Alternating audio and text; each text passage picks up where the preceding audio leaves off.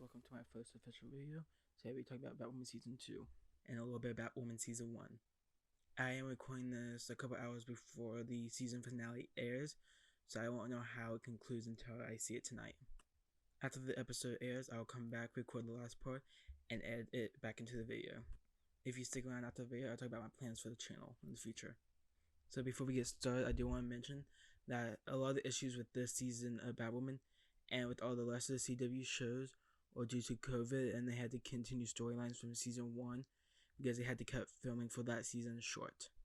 And in this case, for BatWoman Season 2, the main actress who played Kate Kane / BatWoman in Season 1 did quit. The word talks about why she quit, but nothing was ever confirmed. So I do have 6 cons I didn't like about the season, and 3 pros I did like. So I'll be saying 2 cons and a pro in between each set.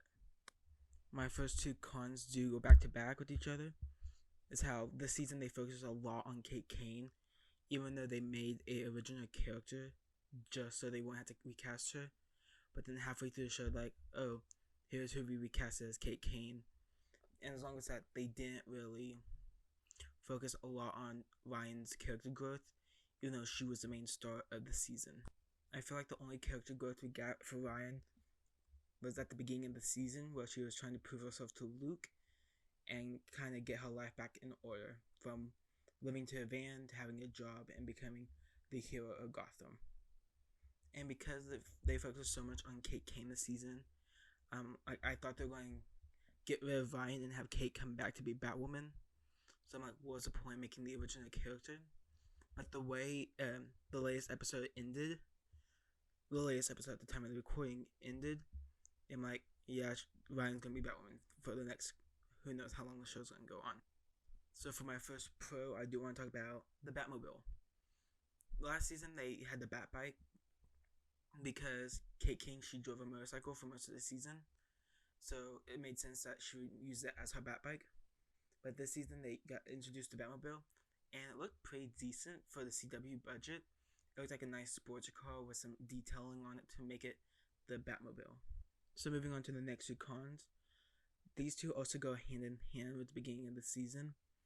The first one was the Bruce Wayne / Hush storyline.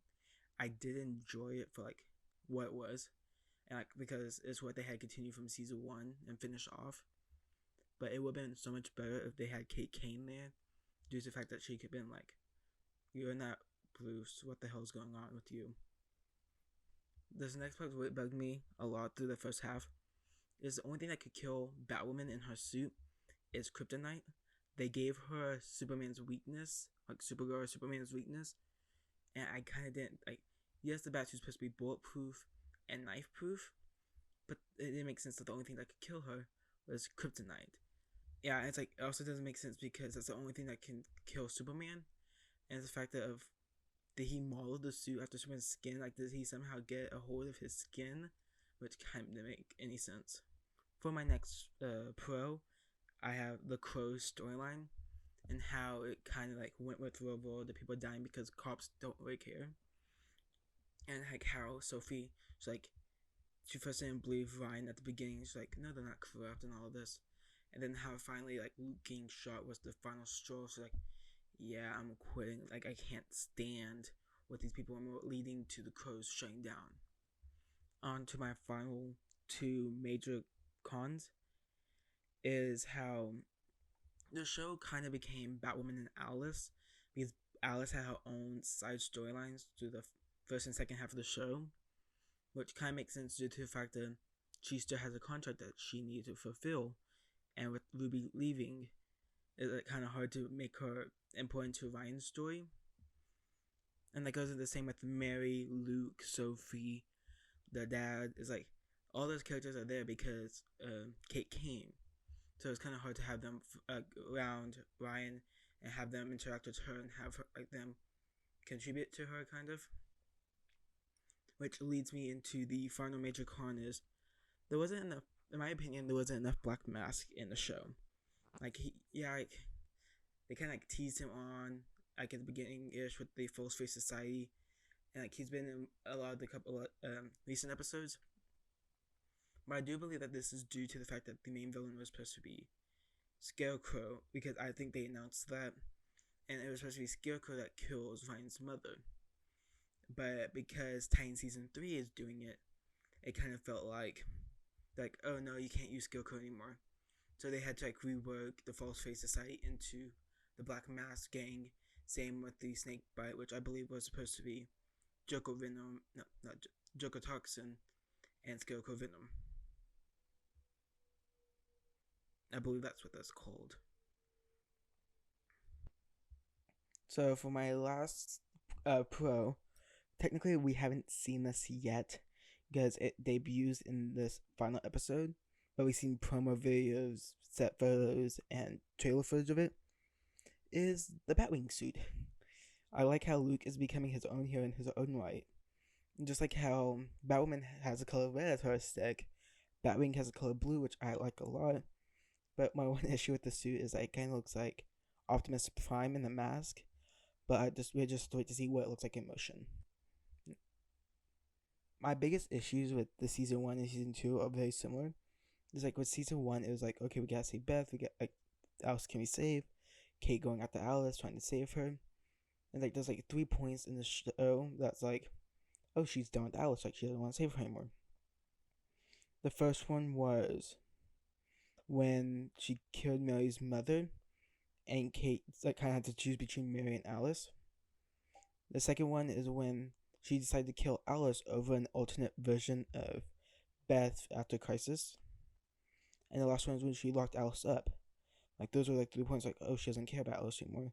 But then she's like, oh no, we can't save her, she's worth saving. Which I think that's the one thing that hindered season 1. You can say the same as for this season, because the main whole thing is gotta find Kate, oh, she's dead. Then after everyone's coming, she's dead. There's a whole nother, oh, Kate's alive, but they don't know it. So you gotta find Kate. I just find it a little bit annoying.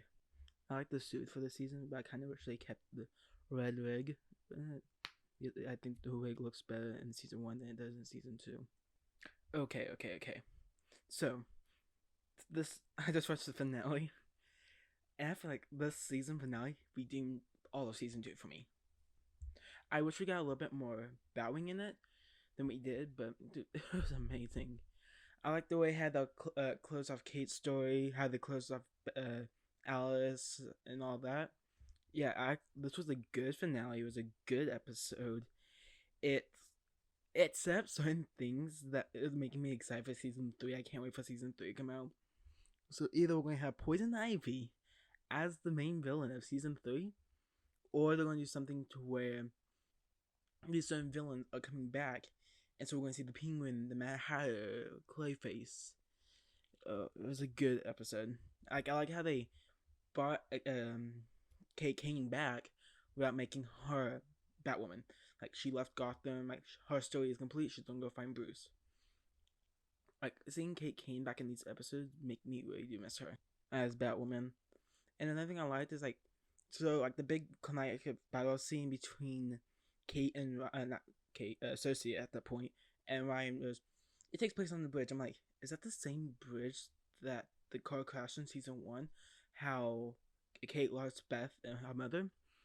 Then Alice shows up. She gives her the gas snake venom thing, and they follow. I'm like, oh, yeah, this is for sure the bridge.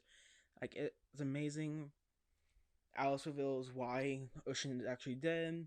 He was trying to get them to go away, and Kate was able to change the memory of her saving Beth.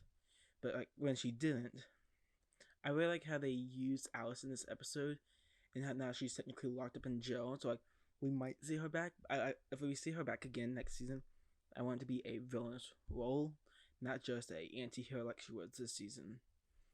Yeah, so it looks like next season we're getting Poison Ivy, Batwing, hopefully a new bat suit with the red wig. And yeah, before I end this off, I would say, not 2 episodes ago we had a cameo from Diggle. I thought that was really cool. He's setting up a crossover deal. So yeah, I actually liked that episode too. It was yeah, cool. So, okay, so right now my plan for the future is to do a review on the Flash when it ends, the Legends, Superman, Lois, Supergirl, Stargirl, and maybe Loki. Like, and hopefully I can actually work on those as planned and have more time to edit them. It's just I don't want these to be my major source of content, as like these are the easiest and cheapest to make. But hopefully when I get a gaming PC and stuff, I can make more stuff that I want to do. And yeah, so if you liked the video, please like and subscribe. And goodbye.